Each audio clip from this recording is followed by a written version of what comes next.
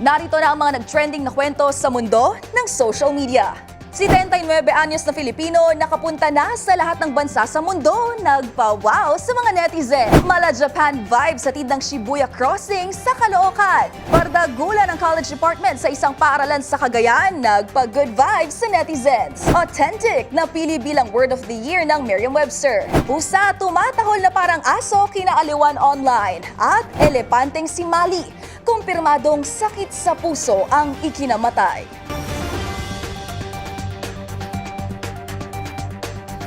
Sure ako ang lahat ng kwento o viral video ay hindi umaabot sa wall mo. At mga trending na hindi mo akalain, yun pala ang totoong kwento.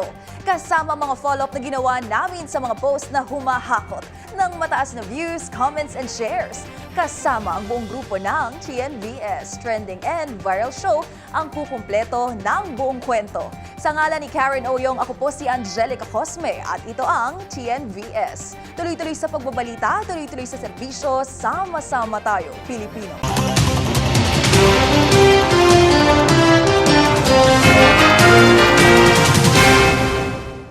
Para sa ating unang trending video, The Ultimate Traveler. Siguradong marami sa atin ay pangarap ang makapunta sa ibang bansa. Yan din ang naging goal ng isang 79-year-old Filipina noong siya'y bata pa. Ang pangarap na yan, kanyang tinupad at hindi lamang isa, dalawa o tatlong mga bansa ang kanyang binisita. Dahil lahat ng bansa sa mundo ay kanya nang narating. Ang kanyang naging ultimate travel journey, panoorin sa trending report ni Pamela Adriano.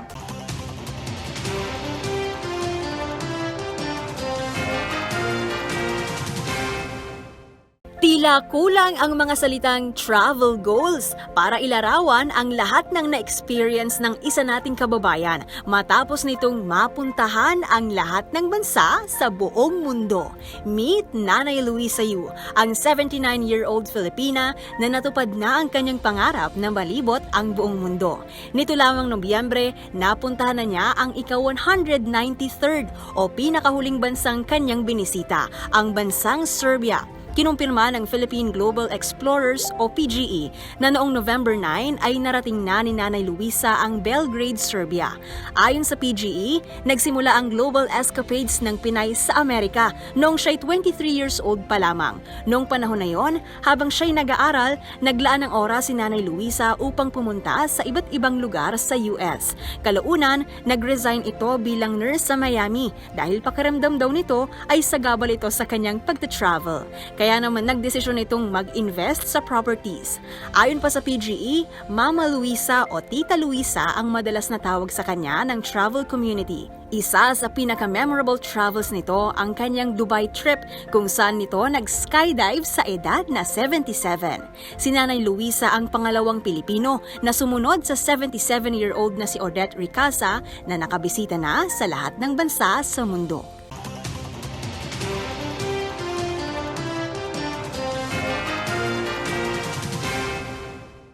Sa ating next viral story, Shibuya who?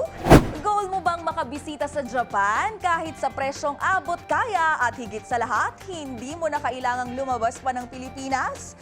Kabog-kabog kasi ang isang pedestrian lane sa Caloocan na maihahalin tulad di umano sa sikat na Shibuya Crossing sa Japan. Ang tinaguriang Shibuya Crossing ng Pinas, tuklasin natin sa trending report ni Arnold Herrera.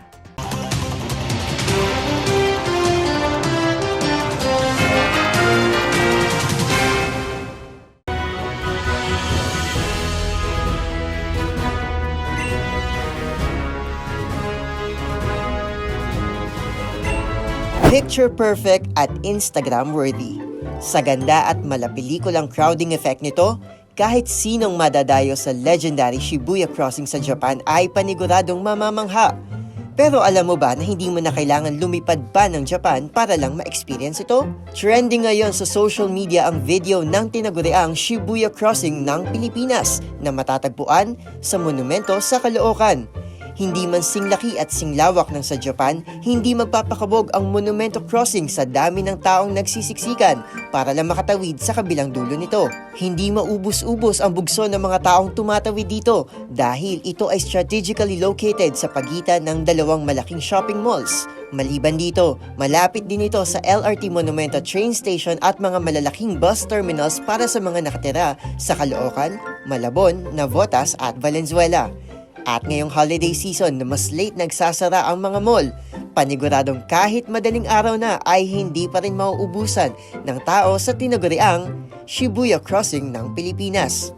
Sa kasalukuyan, ang viral video ay may halos 60,000 reactions at higit 40,000 shares na sa Facebook.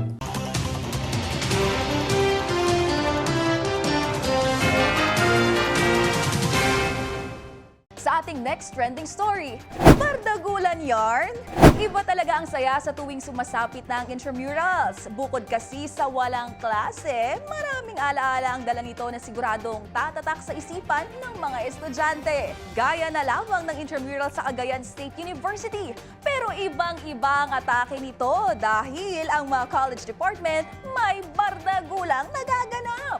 Kaklaruhin ko lang po bardagulan na pawang katuwaan lamang. Silipin nga natin kung anong klaseng bardagulan yan sa trending report ni Liway Abbas.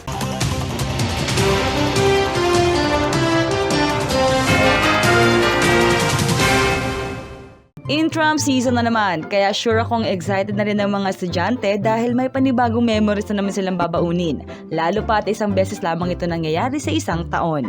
May nag-viral ng bardagulan sa isang universidad kung saan ang mga estudyante ay todo hataw sa pagsayaw. Pero sa istoryang ito, hindi sayaw ang tila bardagulan na nangyari sa Cagayan State University dahil bawat college department may kani-kaniyang banat na nagpa-good vibes sa mga estudyante maging sa netizens. Nung mga bata ba kayo at tinanong kayo ng mama nyo kung anong gusto nyo maging pagtanda? Anong sinagot nyo? Maging referee sa liga ng barangay? Kaya naman ang bardagulang ito, viral at have na have sa TikTok dahil ayon sa netizens, kakaibang pakulo ito na nagbigay kulay at buhay sa naturang event.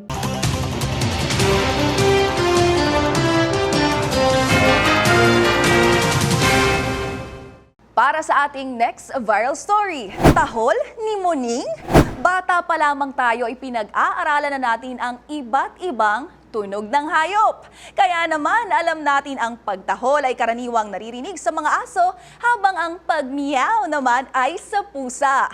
Kaya naman labis na lang ang aliw na ibinigay ng pusang ito sa mga netizen. Imbis kasi na meow, aba ang fur baby tumahol na parang aso? Panoorin ang nakatutuwang video ni Olive sa trending report ni Millie Borja.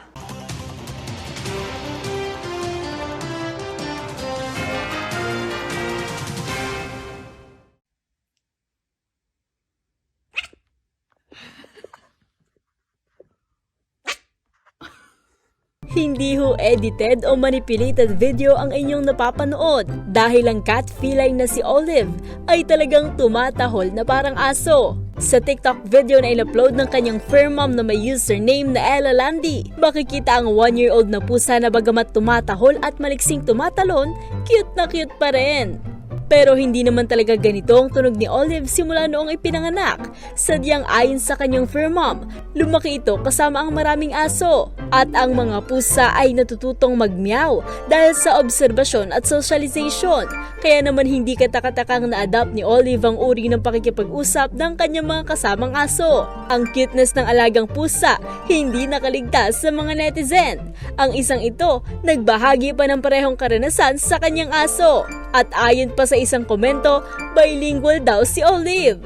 Ang adorable video ng fur baby, umani na ng 13.6 million hearts at 70 million views sa TikTok.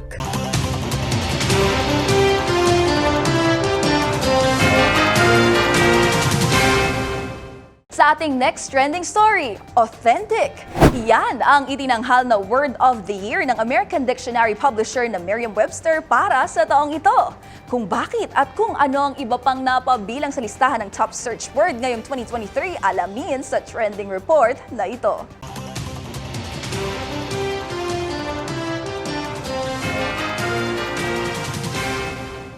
May Napili na ang American Dictionary publisher na Merriam-Webster para sa titulong Word of the Year.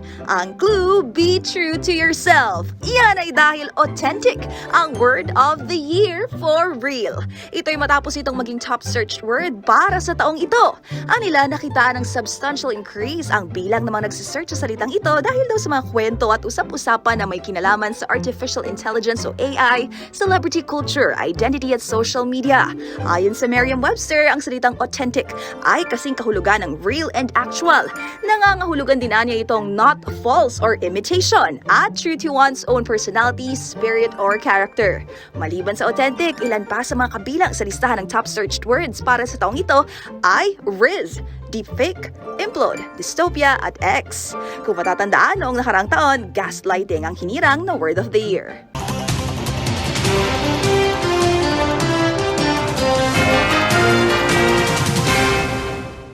Sa ating huling TNVS story, Rest in Paradise, Mali. Kumpirmadong congestive heart failure o sakit sa puso ang ikinamatay ng nag-iisang elepante sa Manila Zoo na si Mali.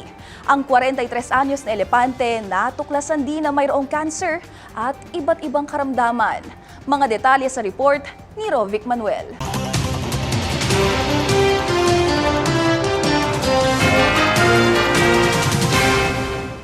Ikinamatay ng elepanteng si Vishwa Maali o mas kilala bilang Mali ng Manila Zoo ang pagkakaroon ng congestive heart failure sa edad na 43. Natuklasan din kasi na mayroon itong cancer. Ito ang lumabas na resulta sa pagsusuri ng veterinaryo sa pamamagitan ng isinagawang necropsy kay Mali. Ayon kay Manila Zoo veterinarian Dr. Heinrich Patrick Domingo, batay sa necropsy, napag-alaman na may makapal na taba na nakabara sa kaniyang puso, kaya't nahirapan ang puso niyang magpump ng dugo sa katawan na nagdulot ng kaniyang pagkamatay. Dagdag pa ni Dr. Domingo, nagkaroon din ng maraming tumor sa iba't ibang organs ang elepante at dumanas rin ito ng pyometra, kidney inflammation at iba pang komplikasyon. Aniya, ilang araw bago ang pagkamatay, napansinan nila ang kakaibang kilos ni Mali hanggang sa oras na 3:45 ng hapon nitong Martes, November 28, kung saan tuluyan na siyang nawalan ng buhay. Ayon kay Manila Mayor Hani Lacuna, pinagpaplanuhan na nilang ipreserba ang labi ni Mali sa pamamagitan ng taxidermy. Samantala, plano naman ng Manila Zoo na kumuha ng isa pang elepante mula sa Sri Lanka na magiging kapalit ng pumanaw na si Mali. Dagdag pa ni Mayor Lacuna, may alok din ng Sri Lankan government na magbigay ng isa pang elepante sa Manila Zoo sa pamamagitan ng kinatawan nito na bumisita sa bansa.